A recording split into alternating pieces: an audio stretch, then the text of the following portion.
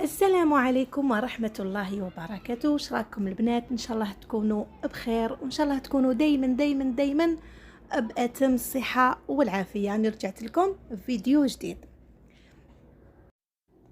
اليوم. في هذا الفيديو ان شاء الله راح تكون معنا وصفة وموعظة. وصفة وموعظة. الوصفة هذه راح تعجبكم بزاف. هي وصفة تاع خبيزات هادو محشيين بالدجاج، يعني وسهلين، ما فيهمش مقادير يعني كبيرة. والموعظة ان شاء الله رايحة تكون حول موضوع هام جدا، وهذا الموضوع نحتاجه كامل، اللي هو موضوع الرزق، مفاتيح الرزق. هنا راني ندير في الحشوة تاع هذوك الخبيزات. واش درت شوية بصل فقط، رحيته، ودرت شويه دجاج مرحي. حكمت صدر تاع الدجاج، نص تاع صدر تاع الدجاج، ورحيته ودرته مع البصل. ومن بعد درت شويه توابل، درت الزنجبيل، ودرت دواوات نتاع الدجاج، دواوات مخلطه نتاع الدجاج سبيسيال تاع الدجاج.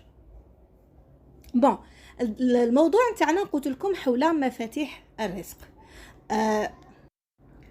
قبل ما نبداو نتفكر دايما قول احد الصحابه، ساله احدهم قال له دايما تدعي وتقول اللهم بارك لي في رزقي.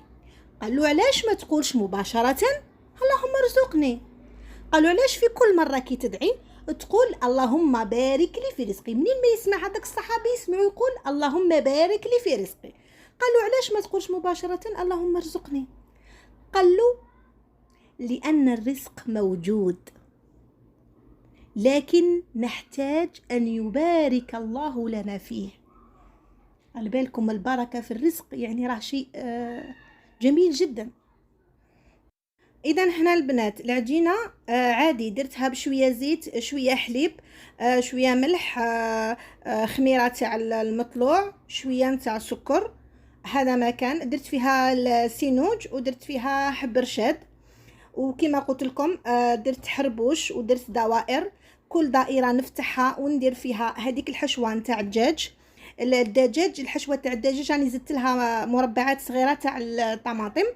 اذا نلم عليها هذيك العجينه ونديرهم على شكل خبيزات، ومن بعد ندهنهم بالصفار نتاع البيض، ويجوا خبيزات روعه. يعني واحد الطراوه ما عندي من نحكي لكم فيها. شوفوا كي نقسم لكم حبه على بالكم جو يعني خبزات قطنيه ما شاء الله، واحد الخفه بزاف بنات. جربوها الوصفه هذه هايله. نرجعوا للموضوع تاعنا. قلنا هذا الرزق عنده مفاتيح. درك انا باش ربي يرزقني ويبارك لي في رزقي، اول حاجه لازم تقوى الله تبارك وتعالى. يعني الانسان لازم يكون تقي، يخاف ربي، ما يديرش الحوايج اللي يغضبوا منه ربي سبحانه.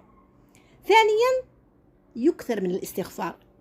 قرأت مرة عن الاستغفار أنه مفتاح الفرج، سبحان الله. يعني كل ما نكثروا من الاستغفار يعني سبحان الله ربي راح يبارك لنا في الرزق بتاعنا.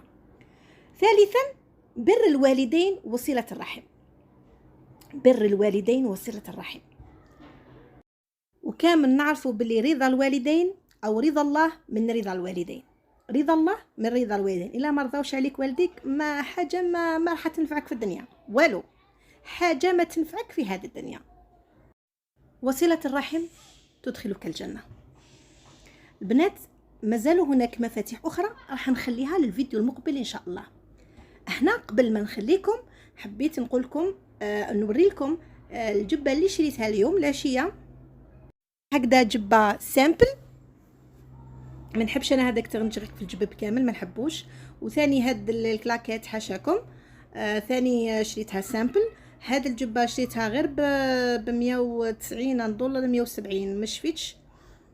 حبيت نشاركها معكم. استناوني في الفيديو المقبل، ما تنساوش ديروا لي جيم، والسلام عليكم.